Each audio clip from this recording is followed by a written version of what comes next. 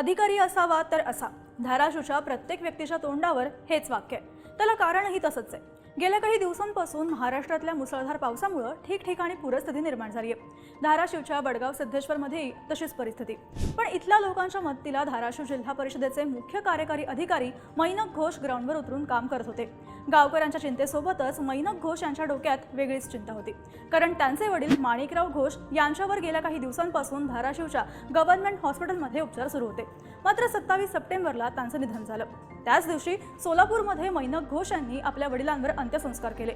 वडील गेल्याचं दुःख होतंच, पण मैनक घोष यांनी कर्तव्यापुढे आपलं दुःख बाजूला ठेवलं आणि दुसऱ्याच दिवशी वडगाव सिद्धेश्वर येथील पुराचा सामना करणाऱ्या शेतकऱ्यांच्या मदतीसाठी ते पोहोचले. शासकीय अधिकारी म्हणून फक्त आदेश न देता पडत्या पावसात अर्धा ते पाऊण तास थांबून जेसीबीच्या सहाय्यानं मैनक घोष यांनी गावातला तलाव धोकामुक्त केला.